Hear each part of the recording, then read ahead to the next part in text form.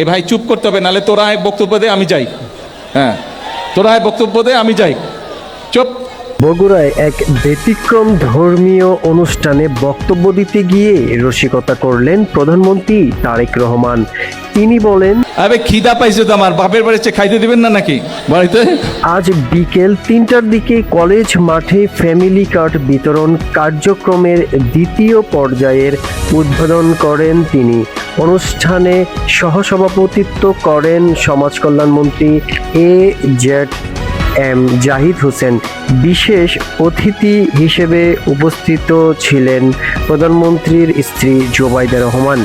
বক্তব্যের ফাঁকে ফাঁকে স্থানীয়দের সঙ্গে প্রাণবন্তন আলাপ করেন প্রধানমন্ত্রী। নামাজ বাকি, খাওয়া বাকি, ওই জনসভা বাকি, খালকাটা বাকি, সব বাকি, আবার ঢাকা যেতে হবে। আসবো আসবো, বলবো, কথা বলবো, বসেন। গ্রামবাসী তাকে আরো দীর্ঘ সময় বক্তব্য দেওয়ার অনুরোধ করলে তিনি রসিকতা করে জানান, নামাজ, খাওয়া, খাল খনন এবং জনসভা সব কাজ বাকি রয়েছে, তাই আবার আসবেন। প্রধানমন্ত্রী জানান, দীর্ঘ 10 বছরের পরিকল্পনার ফল হিসেবে আজ ফ্যামিলি কার্ড কার্যক্রম বাস্তবায়ন শুরু হয়েছে।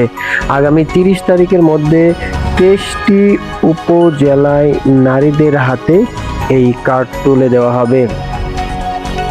আগামী 5 বছরে সারা দেশের মধ্যে প্রায় 4 কোটি পরিবারের কাছে পৌঁছে দেওয়া হবে এই সুবিধা।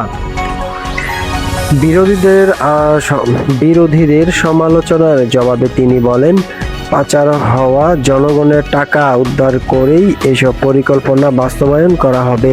ইতিমধ্যে 12 লাখ কৃষকের 10,000 টাকা পর্যন্ত ঋণ মওকুফ করা হয়েছে বলেন। এছাড়া অনুষ্ঠানে প্রতীকীভাবে 10 জন নারীর হাতে ফ্যামিলি কার্ড তুলে দেওয়া হয় এবং 911 জন নারীর মোবাইল ব্যাংকিং অ্যাকাউন্টে সরাসরি 2,500 টাকা করে পাঠানো হয়। অনুষ্ঠান শেষে চৌকিরদহ খালের খনন কাজ উদ্বোধন করেন প্রধানমন্ত্রী। পরে তিনি বগুড়া শহরের আলতাফুন্নেসা খেলার মাঠে জনসভায়